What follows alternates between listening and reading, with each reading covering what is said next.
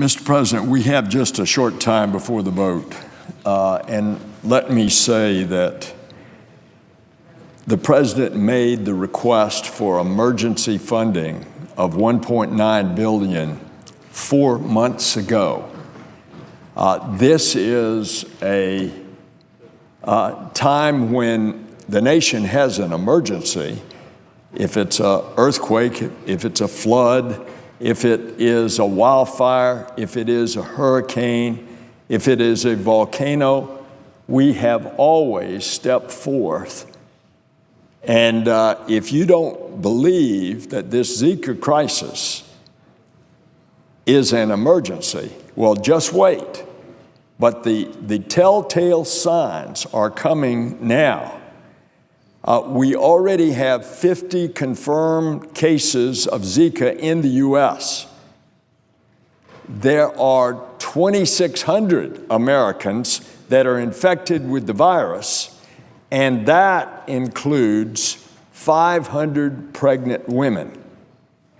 Obviously, the southern states, mine, Florida, is affected much more. And just yesterday, there were 3 new cases of the virus reported in Florida, usually in South Florida, but it brings the state's total to 223 infection cases, including 40 pregnant women. So, Mr. President, these numbers are only going to increase.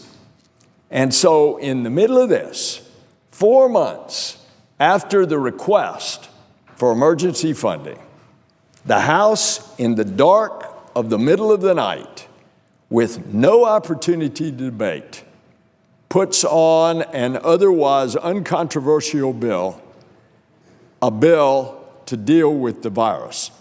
And what the House passed, as you've heard, but from many, it's not serious. Instead, it's another attempt to use an emergency must-pass bill to try to further extremist political agendas. It cuts money for Puerto Rico at a time that Puerto Rico can hardly stand on its own financially. It cuts money for family planning. The CDC has confirmed that Zika can be sexually transmitted.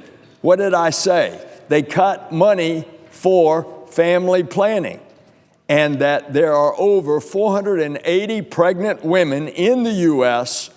that are presently being monitored for signs of the infection.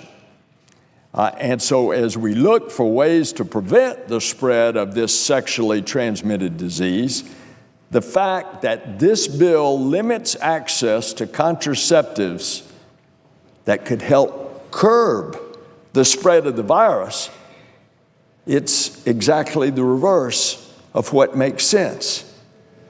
So why can't we grow up and get to the point that we don't have to play partisan politics? This is a real threat. It's a serious threat. The CDC has confirmed that Zika does in fact cause birth defects, and that 4 babies in this country with microcephaly have already been born. 2 of those died shortly after birth. You've seen the pictures. You know how horrific and how tragic it is for the families involved. So we need to stop playing these political games. It's time to treat this as a real emergency, and it's time to pass the appropriations bill without all of this political agenda added to it. Mr. President, I yield the floor.